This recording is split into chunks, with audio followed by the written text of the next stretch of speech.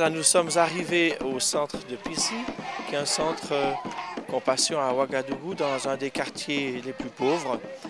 Et avant de rencontrer ma filleule, j'ai voulu me renseigner de sa famille et je dois dire que je dois me cramponner parce que ce que j'ai appris m'émeut beaucoup. J'ai appris par exemple que le papa de Sarah est décédé et que, donc il y a 1 an de cela, sa maman enceinte a accouché d'un 3e enfant, ce qui fait qu'il y a 2 filles et 1 garçon. Et cette femme vit dans une telle situation précaire que elle n'a même pas de quoi payer un loyer. Elle est hébergée par quelqu'un qui partage sa location avec elle. Et elle avait un petit commerce de légumes qu'elle a commencé mais qui a périclité, ce qui fait que c'est une famille actuellement sans ressources et sans avenir finalement. Et je me demande ce qu'il sera devenu de Sarah et de sa famille si Compassion n'était pas intervenue et s'il n'y avait pas eu un parrainage en faveur de cet enfant. Et on pourrait multiplier par 100 000 des exemples comme celui-là, tant il est vrai que la misère ici est comme un lit dans lequel tout le monde doit se coucher.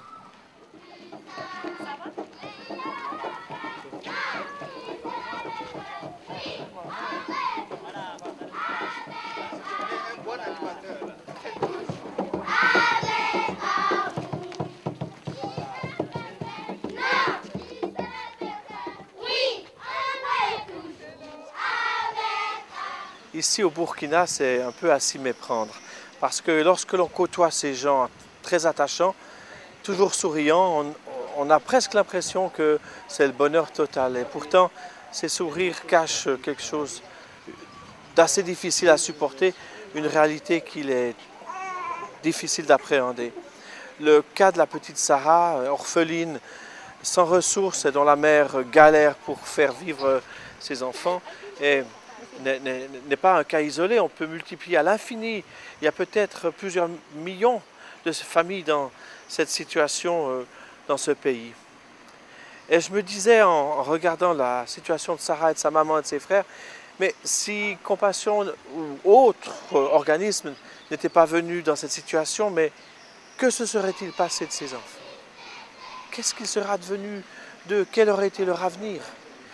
Et mon cœur se serre en me disant que demain, des enfants vont être abandonnés par leurs parents, comme nous avons vu hier, ce petit Victor, 12 jours, que les parents ont apporté à l'orphelinat parce qu'ils n'ont pas les moyens de s'occuper de lui. Ou cet autre petit garçon de 8 jours qu'on a découvert sur le bord de la route, là, laissé à nouveau-né par sa mère qui n'avait pas les moyens de l'élever.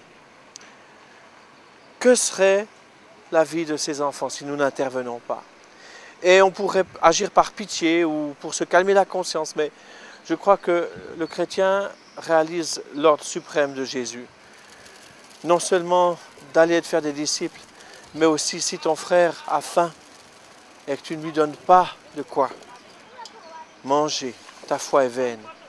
Et je crois que c'est un appel à tous ceux qui ont un cœur de bonne volonté, d'oser se confronter à ce genre de situation et d'arrêter de se trouver des excuses bidons et d'intervenir au nom du Christ. Qu'est-ce qui t'a le plus marqué dans les choses que tu as vues auprès de ton filleul? C'est n'empêche, à travers, malgré la pauvreté, la joie qu'il y avait et l'amour qu'il pouvait donner et l'amour qu'on pouvait leur donner aussi. Oui. Moi, je vais dire que j'ai découvert ce qu'était la foi qui bouleverse les montagnes. Ah oui, ah oui. Et j'ai bien l'intention de le faire connaître.